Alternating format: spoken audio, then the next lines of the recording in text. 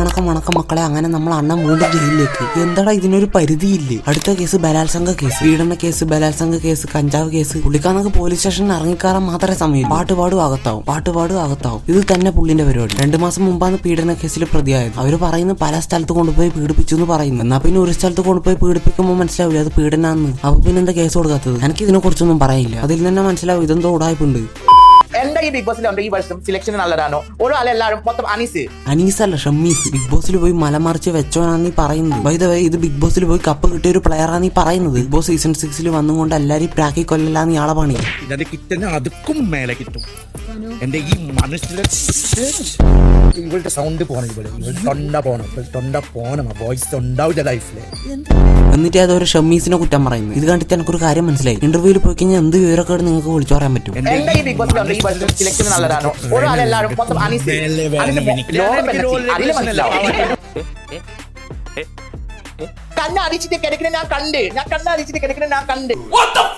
കണ്ണ് കാണാത്ത കണ്ണാട വെക്കുന്നവനെ കുറ്റം പറയുന്ന പോലെയാണ് എനിക്കിത് കണ്ടിട്ട് തോന്നുന്നത്. അനീഷ് അത് മാത്രമാണ് അപരാധിച്ചത്. നിങ്ങൾ അതിന്റെ അപ്പുറമാണ് കഴിഞ്ഞ പ്രാവശ്യം അപരാധിച്ചു വെച്ചത്. നിങ്ങൾ കഴിഞ്ഞ പ്രാവശ്യം അവിടെ പോയി എന്താ പണിയതെന്ന് നിങ്ങൾ ഇരുന്ന് കണ്ടിട്ടുണ്ടോ? എങ്ങനെ കാണാനാണ്? കണ്ടു കഴിഞ്ഞ് ഇങ്ങനെ കൊണയടിക്കോ?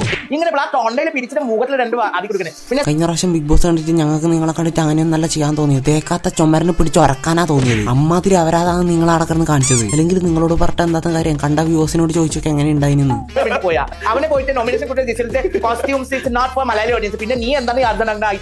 എടേ ഇതാരെങ്കിലും ഒന്ന് ട്രാൻസ്ലേറ്റ് ചെയ്തു. ഇതാണെങ്കിൽ വായിലും മുറുക്കാനൊട്ടും കൊണ്ട് ചിട്ടി റോബോട്ട് സംസാരിക്കുന്ന പോലെ പറയുന്നത്. ഇത് കേട്ടിട്ട് എനിക്കൊരു കാര്യം മനസ്സിലായി.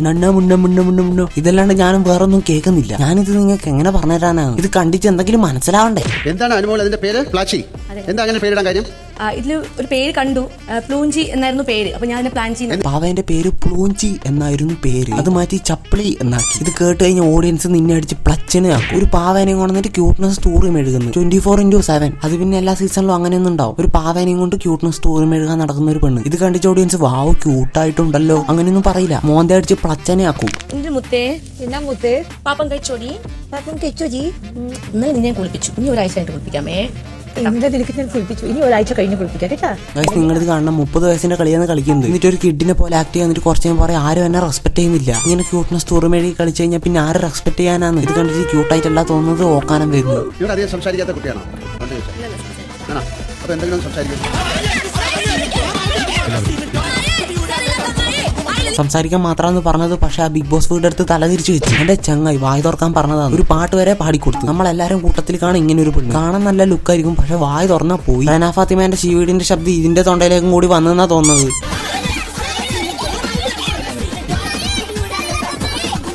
ബിഗ് ബോസ് നഷ്ടത്തിലാണ് ഓടിക്കൊണ്ടിരിക്കുന്നത്. അതുകൊണ്ട് പാവം പിടിച്ച കുറെ ആൾക്കാരെ പോക്കിരിയാക്കി വിടും. നിങ്ങളും ഉണ്ടാണ്ടിരിക്കുന്നുണ്ടോ? നിങ്ങളെ ബിഗ് ബോസ് ചൊറിഞ്ഞ് എങ്ങനെയെങ്കിലും നിങ്ങളെ കൊണ്ട് അടിയുണ്ടാക്കും. വീഡിയോ എന്ന് പറഞ്ഞ് അടിച്ചു കൊടുത്തു കഴിഞ്ഞാൽ പല വിധത്തിലുള്ള പോൺ സൈറ്റുകളിൽ ലഭ്യമാണ്. ബൈ ദ വേ ഒരു കാര്യം ചോദിക്കട്ടെ, എന്തിനാണ് നിങ്ങൾ അങ്ങനെ സെർച്ച് ചെയ്യാൻ പോകുന്നത്? ഈ ഹോട്ടസ്റ്റ് വീഡിയോ എന്നെല്ലാം പറയുന്ന സാധനം 5ാം ക്ലാസ്സിലെ പിള്ളേർ പോലും അങ്ങനെയൊന്നും സെർച്ച് ചെയ്യൂല. അതായത് 2